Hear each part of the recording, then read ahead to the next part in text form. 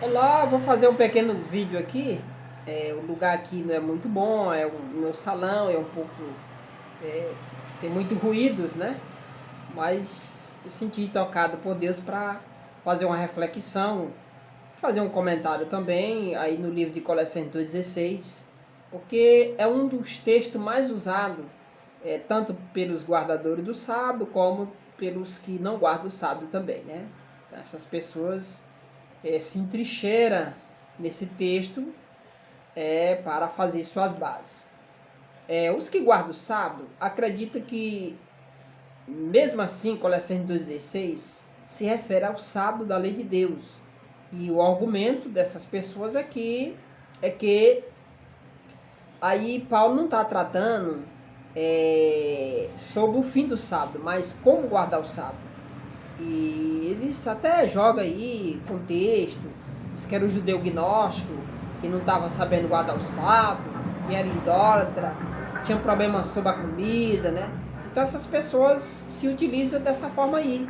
Só que fica sem base, porque se realmente se refere ao sábado, da lei de Deus, sábado semanal, como Deus separou, fica um pouco difícil, porque Paulo também trata aí de festa, né? Porque ele diz assim, ninguém vos julgue por causa de comida, lua nova ou dia de festa.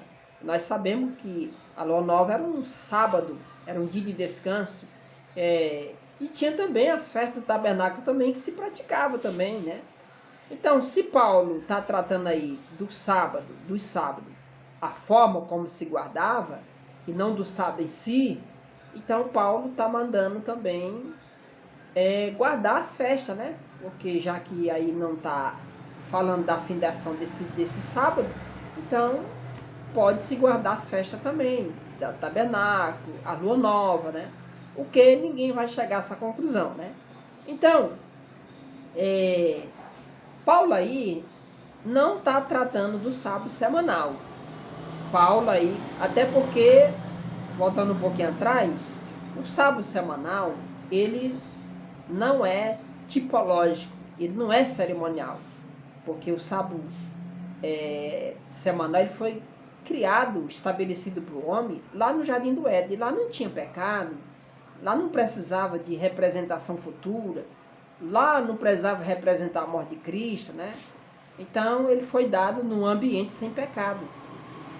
Então o sábado ele representava o quê? O poder de Cristo, algo que já tinha sido consumado, que era a sua criação. E o sábado a gente vê claramente, quando ele foi estabelecido, sempre lembra algo passado, porque em 6 dias fez o Senhor os céus, a terra e o mar e tudo que nele há. Mesmo depois que o sábado passou a ser um símbolo da redenção, a gente vê claramente, lembra que foste escravo do Egito, então sempre apontando para o passado, de natureza passada, né? Enquanto esse sábado aí de Colossenses claramente mostra que representa algo futuro. No versículo 17 diz, né, porém o corpo é de Cristo. Então tudo que está sendo tratado aí apontava para a cruz.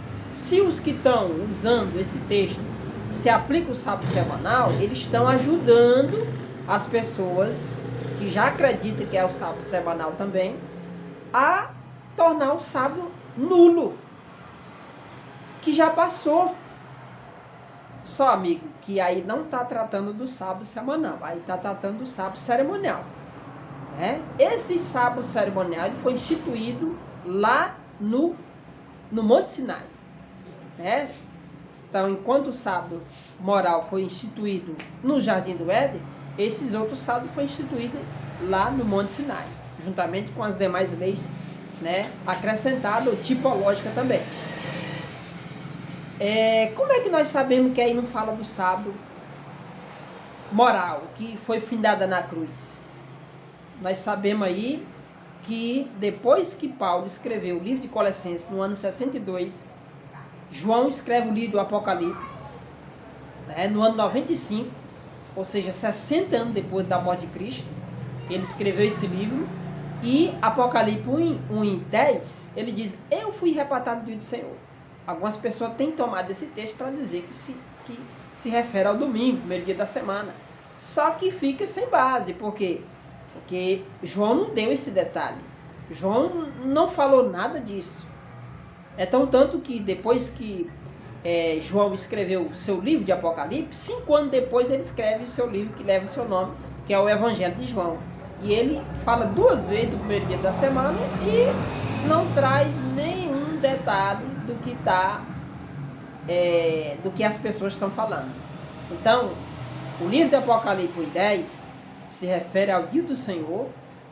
Qual dia do Senhor? Como João não deu detalhe inovador, que estava se aplicando um novo dia, então João estava falando com quem já entendia. João estava falando para os seus amigos que estavam familiarizados com a Bíblia. Qual é o único dia do Senhor especial? É o sábado. Pode analisar aí, Êxodo 16, né?